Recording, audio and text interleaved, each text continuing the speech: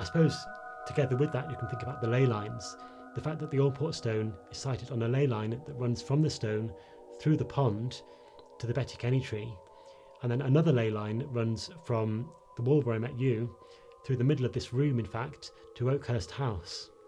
Ley lines, those lines between so-called spiritual places, dowsing and the coming of the age of Aquarius and all that sort of stuff. Yes, again, it depends on what you choose to believe, but you could think of the ley lines as being reflected in the cosmos, as lines connecting different celestial bodies. Take the Gnostics, for example. They believed that a new age would occur when the first 6 planets and our moon, that's 7 celestial bodies, aligned with the sun, the god of light, or a god, aligning also then with the constellation Aquarius deep within the cosmos, bringing about the so-called Age of Aquarius. And when was that then?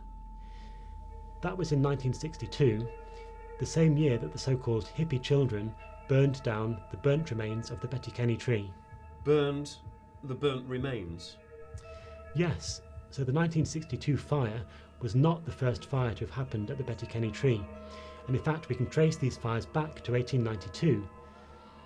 Strangely perhaps, Betty Kenny and her husband Luke were themselves charcoal burners. Right, crikey. All very bizarre. So, these ley lines, do they bring any other unusual, bizarre or spooky happenings to Shining Cliff Woods?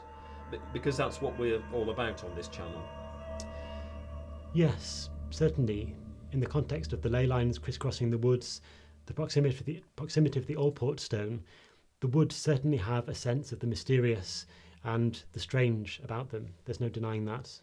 Such as? Take the tradition of local people burying their pets in the woods. Really? Maybe not so much today in this rather faithless age that we live in, but certainly in the past, people would have buried their pets in the woods and then returned after 3 days to light a fire on the grave, with the idea that this would release the spirit of the animal back into the realm of the living. Wow, creepy. Yes, certainly. Again, it all depends on what you choose to believe, but it's perhaps like the idea of the phoenix rising from the ashes, or the eternal cycle beginning and ending with fire, no more evident than here in the woods. Oh, okay. So, wasn't there a fire at Oakhurst House too? Because we're heading there next. Yes, there was, and in fact the story of Oakhurst is fascinating in itself.